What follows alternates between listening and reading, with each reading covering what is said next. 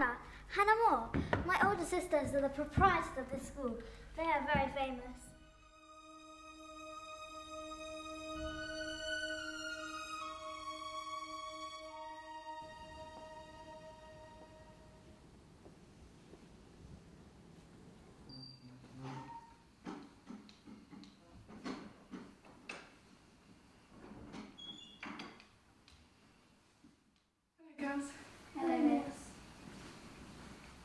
Girls, do you all have a copy of The Search After Happiness in front of you? Yes, miss. Good. There are 4 main characters, an ancient shepherdess, Urania, and her daughters.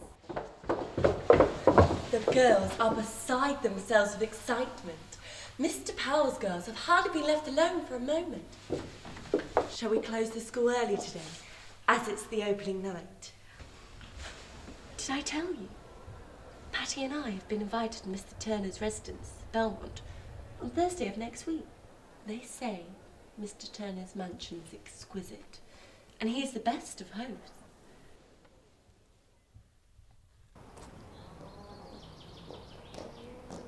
Oh, there he is, down by the lake. My dear cousin, you didn't forget we were coming, did you? Sorry, Jane. I've been completely distracted by my business. Please do introduce us. These ladies are my teachers. May I introduce you to Miss Patty Moore? Delighted. And to Miss Hannah Moore. Charming.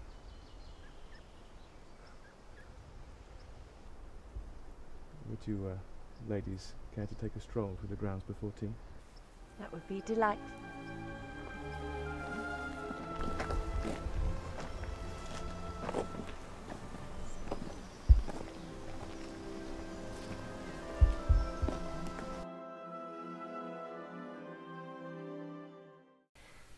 When I am in his company, I feel very much an equal, and he is so entertaining. I think there is quite an attraction between us.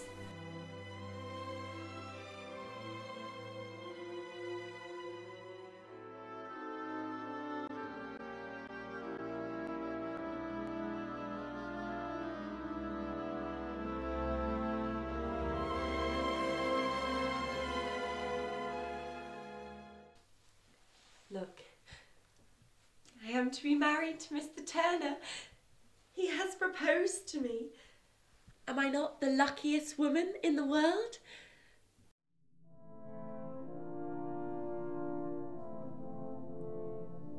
In a few weeks' time it will be our dear sister's birthday. There is no possible hope for a marriage with Mr. Turner. After 6 years and 3 disappointments, I fear Mr. Turner is a confirmed bachelor. And poor Hannah is becoming a target of idle gossip and mockery. He proposed to me again. How can I take this man seriously? I refused him finally and for the very last time. And then, to add insult to my injury, he offered to pay me annuity in compensation for my dashed hopes and lost youth. I refused his offer. I refuse his annuity. His money is consolation for the public scorn and gossip I've had to endure these 6 years because Mr. Turner is a selfish and feeble man. All qualities and esteem I once held for him are now held in contempt. Yes, he is the most contemptible man in the world.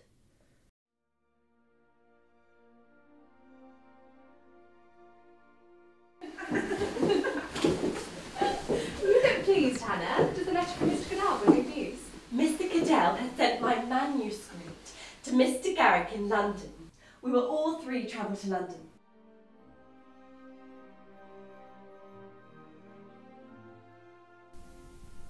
I've never seen so many people. And the noise. What are you doing, Hannah? I'm writing a letter to Mr. Stonehouse about our visits to Drury Lane. What do you think of this description of Mr. Garrick, Patty? Surely he is above mortality. His talents are capacious, beyond human credibility. I felt myself annihilated before him, and every faculty of my soul was swallowed up in attention. I thought I should have suffocated with grief. That's very dramatic. Did you really feel so strongly? I have exaggerated, but I am certain that Mr. Stonehouse will, with my interest, pass it on to Mr. Garrick.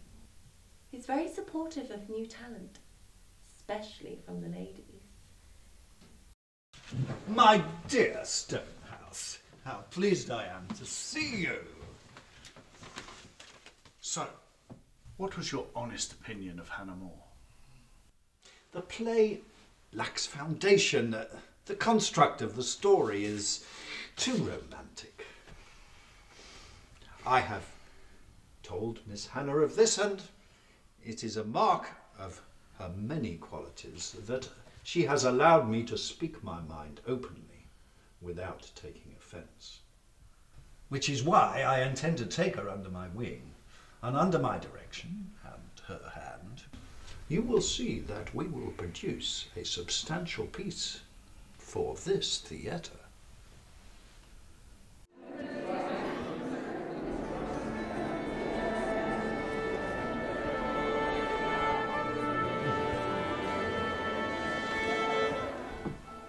So nervous, Mr. Garrick. What if... Calm yourself, my dear. I have been in the theatre all of my life. Trust me on this, the play will do well. Here's your prologue, Mr. Garrick. Mrs. Bluteley's about to speak. I have lost my dear friend. My heart is almost broken. I have neither eaten nor slept since news of his death. Will you go to London? I will go in the morning to comfort Mrs. Garrick and to see him lying in the state.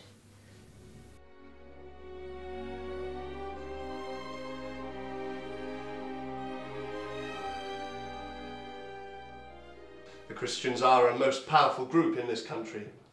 We may find it nigh on impossible to change their viewpoint. Still, worth a try. We will do our very best, Mr. Clarkson, to change a mentality which isn't even found in the Bible. Slavery has been published 100 years after the Glorious Revolution in England, a revolution that guaranteed the right to liberty and property. We must show that Africans are not the property of their masters and have the right to liberty. Well put, Patty. Well said. Is it not shameful that this Britain, considered to be the freest state in the world, is also the figurehead of the slave trading movement?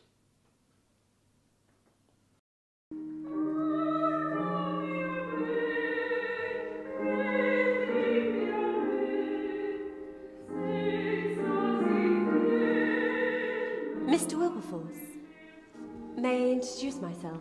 I am Hannah More. It's an honour to meet you, Miss More. You're quite the famous person, I believe.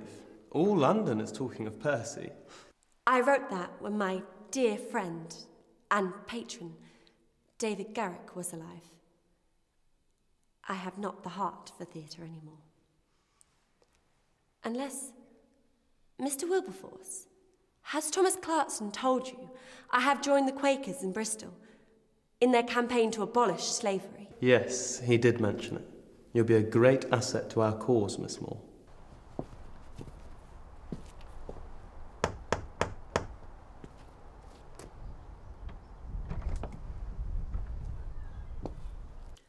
Now, William, tell us in detail, please, about your day. It was dreadful. Never have I seen such pitiful wretches. The dirt, the squalor and the rags. There's too much division in society between those who are comfortably off and the destitute. If we, Hannah, do not make some attempt at least to educate them, and I mean in particular the children here, then we might face the same rebellions the French are having to deal with now.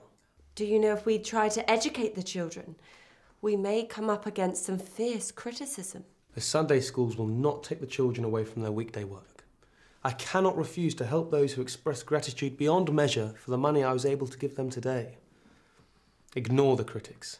We will achieve what we have set out to do. Then you are in favour of founding the Sunday schools? Miss Hannah Moore, something must be done for Cheddar. If you will be at the trouble, I will be at the expense.